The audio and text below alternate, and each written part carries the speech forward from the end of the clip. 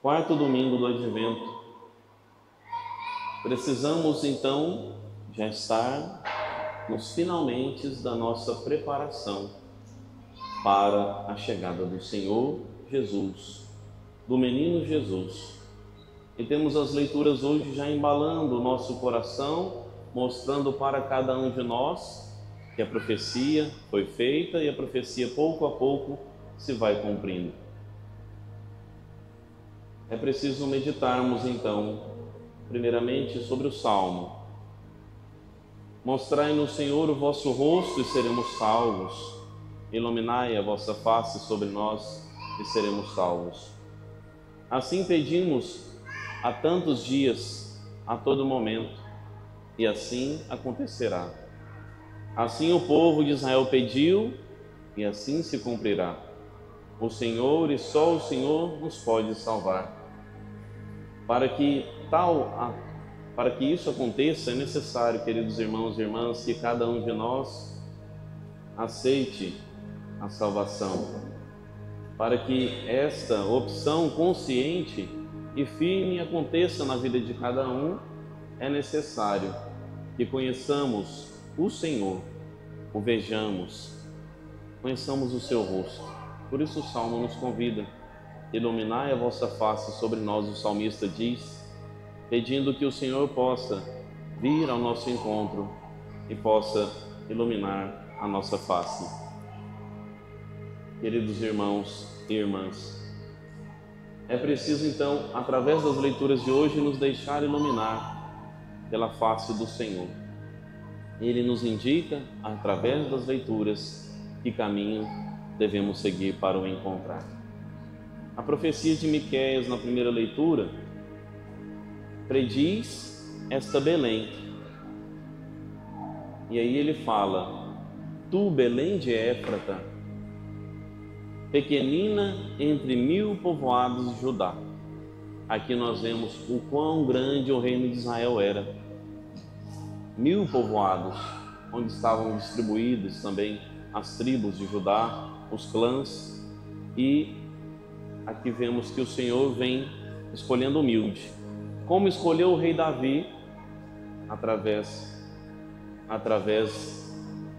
do filho de Jessé, pequenino, todos os irmãos fortes, belos, trabalhadores, grandes, mas o pequenino Davi, pastor de ovelhas, foi chamado pelo Senhor. A pequenina Belém também é chamada para nós. De lá vai nascer o Salvador. Precisamos então, queridos irmãos, prestar atenção nos pequenos detalhes que o Senhor nos mostra.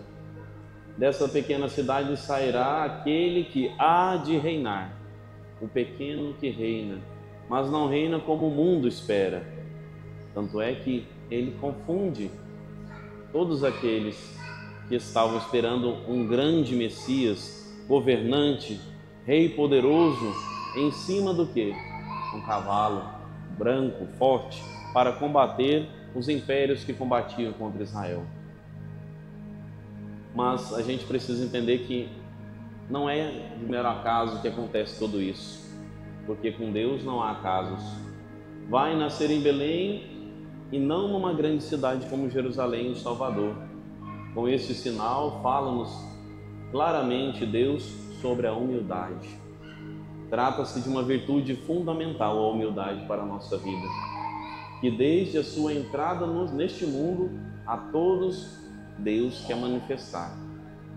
E a gente vai chegar nesse mistério tão bonito da pequenez que o Senhor escolhe nascer no meio de nós. Se tinha sido o orgulho que causou a cegueira dos nossos primeiros pais, Adão e Eva, e também de todos os dirigentes do povo de Israel, ele vem desde logo ensinar o caminho oposto, o único, o verdadeiro. A gente vê que Jesus fala: amai-vos uns aos outros como eu os amei. Ele nunca falou assim: eu dou um mandamento para vocês, amai-vos como vocês quiserem, amai-vos do jeito do mundo, amai-vos como vocês melhorem acharem.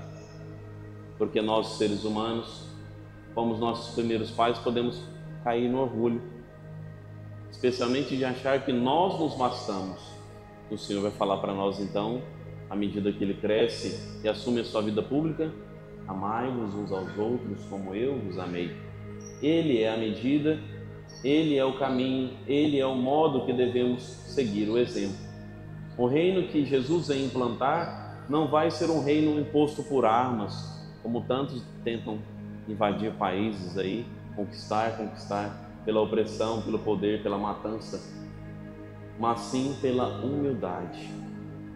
Um reino humilde é um reino que serve, é um reino de amor, que coloca em segundo plano você mesmo, mas em primeiro lugar o outro, o irmão, o necessitado. Nossa Senhora também vem nos ensinar, queridos irmãos e irmãs, a preparar a nossa festa para o Natal, o nascimento do Senhor. Bendita és tu entre todas as mulheres e bendito é o fruto do teu ventre, nos diz Isabel no Evangelho.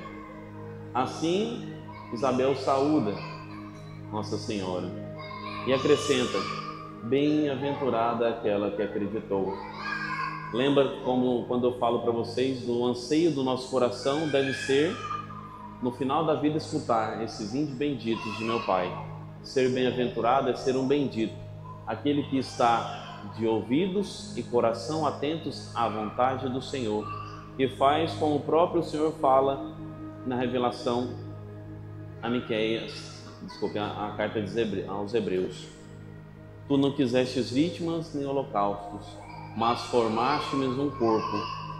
Então, abole o antigo sacrifício e assume o novo sacrifício. Que sacrifício? O sacrifício do humilde, o sacrifício daquele que é servo, daquele que ama. Ele se faz sacrifício. O Senhor olhou para a humildade da sua serva completa, Nossa Senhora, a serva humilde.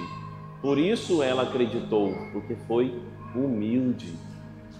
Muitas vezes, muitos ensinamentos dados pelos padres, pela igreja, pelo catecismo, pela própria palavra, que é Deus, nós não avançamos no crescimento espiritual porque o orgulho nos vence e nós achamos que aquilo não vale a pena.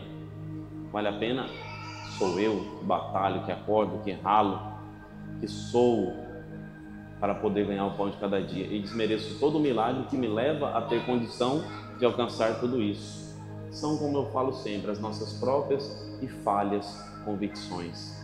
Porque o ser humano, se deixar for abandonado à própria sorte, o mundo já teria acabado, já tinha explodido isso aqui tudo. Porque o ser humano só pensa muitas vezes na ganância, no ganhar, no crescer, no ter, na posse. A gente é tentado todos os dias nessas tentações. Isabel, então, é servida por aquela serva humilde de Jesus. É esta humildade que faz Nossa Senhora, como tantos padres falam, não ficar, porque já tinha o rei na barriga literalmente, né? Jesus no seu ventre, mas não ficar orgulhosa e soberba, e sai ao encontro daquela que necessita, e vai se alegrar com sua prima que era humilhada por ser estéril, e vai se colocar a serviço. Pensa no outro, não pensa em si mesmo. E assim então vai cumprir a vontade de Deus. Vai ser esta, Nossa Senhora, vai ser a grande lição de Jesus. Eu venho, ó Deus, para fazer a tua vontade. Assim é falado na carta aos Hebreus, falando de Jesus Cristo. No livro está escrito a meu respeito: eu vim, ó Deus, para fazer a tua vontade. Quem é humilde não busca fazer a própria vontade, mas a vontade de Deus. E assim a gente vai aprendendo também em casa, muitas vezes, a não fazer a nossa própria vontade, tudo que der na telha, tudo que a gente sonha, tudo que a gente tem vontade, mas a gente vai olhar as necessidades e prioridades em primeiro lugar. A educação do filho, a alimentação da família. Depois vem aquilo que é justo, muitas vezes a gente buscar um passeio, um divertimento. Depois de tudo que está escrito até na entrevista de matrimônio. sabe que ao contrair o matrimônio você é obrigado a buscar viver lá um planejamento familiar, econômico e afetivo, então já sabe que tem essa responsabilidade. Para o quê? Para que haja um planejamento correto, uma vivência correta dentro do matrimônio, para que não sejam prejudicados aqueles que realmente precisam ter a prioridade das nossas escolhas e ações, do nosso planejamento. Assim, então, é o humilde.